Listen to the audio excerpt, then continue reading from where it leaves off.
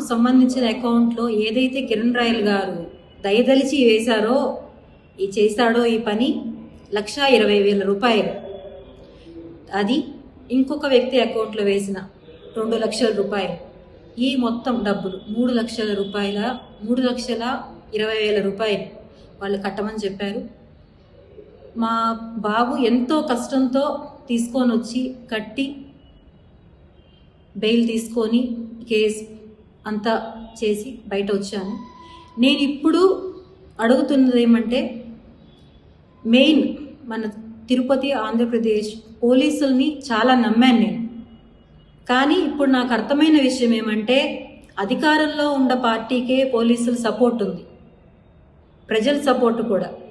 పవన్ కళ్యాణ్ గారిని నేను అడుక్కున్నాను, నాకు చాలా అన్యాయం జరిగింది, ఒక అన్నగా మీరు నాకు నిలబడండి, ఆడపడుచు సమస్య అంటే నిలబడతానన్నారు, నిలబడండి అని అర్థించాను, చేతులెత్తి నమస్కారం చేశాను. కానీ ఏ ఒక్కరూ పట్టించుకోలేదు. అదేవిధంగా ఏ పార్టీ వాళ్ళు పట్టించుకోలేదు. చెప్తున్నారు ఆ పార్టీ వాళ్ళు వస్తున్నామని చెప్పారు, ఈ పార్టీ వాళ్ళు వస్తున్నామని చెప్పారని. ఎవ్వరు రాలేదు. నా 2 పిల్లలు ఎంత నలిగిపోయారో, ఎంత ఇబ్బంది పడ్డారో అది భగవంతుడికి తెలుసు.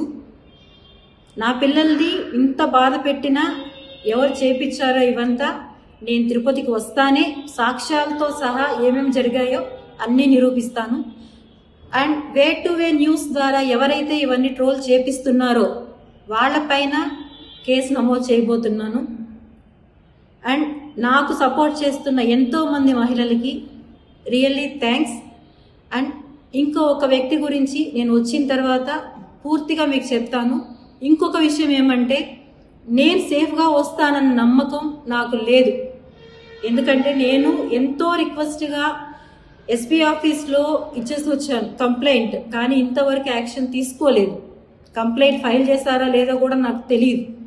నాకు నా పిల్లలకి చాలా థ్రెట్ ఉంది, చాలా.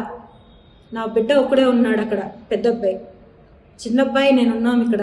మేము సేఫ్గా ఇంటికి తిరిగి వస్తామా లేదని తెలియదు. నాకేదన్నా అయినా, నా బిడ్డలకి ఏదైనా పూర్తి కారణం కిరణ్ రాయల్ మాత్రమే.